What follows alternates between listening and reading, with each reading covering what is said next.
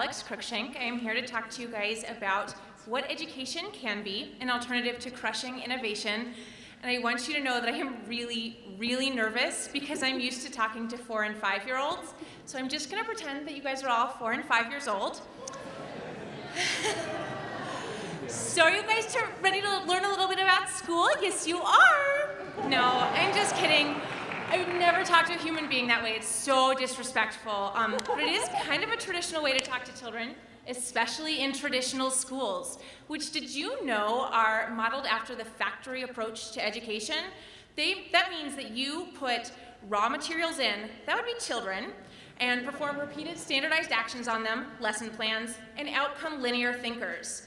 Unfortunately, what we need in innovation are divergent thinkers, people who are able to find more than one possible solution to a problem. And as you can see, by adulthood, that's beaten out of us. The truth is that that approach to education does not work. Human beings are not raw materials. I taught in a traditional school for a few years, and it was a little bit like selling my soul. I knew that I needed to get out. Luckily for me, I found a school influenced by David and Frances Hawkins, Boulder-based educational superheroes. Their child-centered approach to education has been influencing schools for more than half a century now. And I feel very blessed to be teaching a class. I started with them when they were 2 years old, and at that time I knew their names and their faces. That's Addie, she has brown hair. That's Zen, she has blonde hair.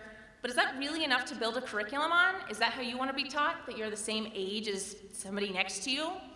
As I got to know them, I realized that Addie's a builder, a painter, a sculptor, a friend. Zen is a dancer, a musician, an athlete, a zombie princess. As Hawkins said, not to recognize individuality is not to educate.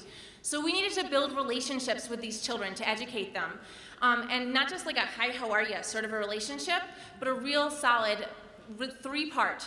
I, the teacher, thou, the child, and it, something to talk about, which makes sense in any relationship.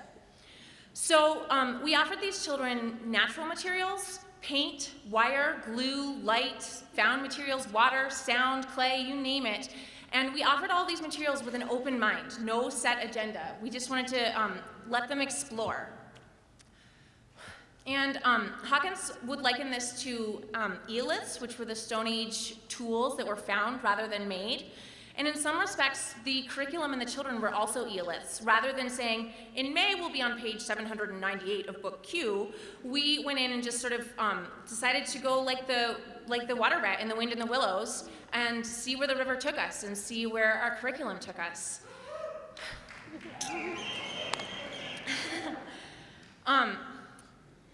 So as we were doing this, the children were getting to know these materials, sometimes a little bit better than their parents might have liked. You really haven't lived until you've had a slip and slide with paint.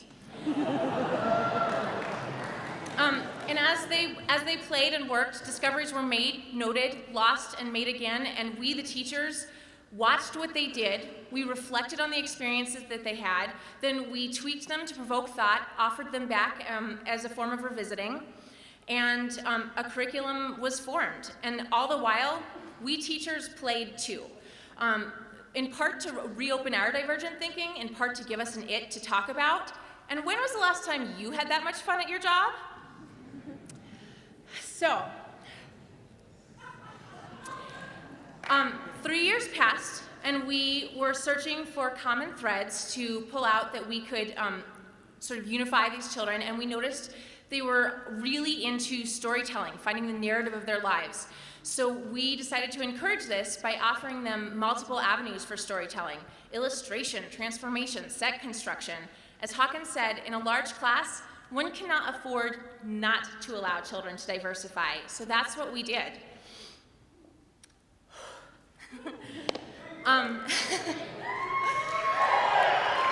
So my class is now 2 weeks away from graduating. I've been with them since they were babies. I'm a little bit of an emotional basket case.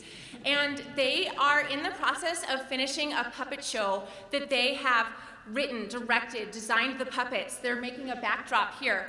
We never set out 3 years ago and said, we're gonna make a puppet show with these guys. This is something that came from them, that came from us being willing to step back and watch what they were doing and mess about with them. The truth is that the adults of us who are the most successful are the ones who have followed their passion. In 15 to 20 years, these children are gonna be the innovators of our world. Let's give them the chance to follow their passion too. Thank you.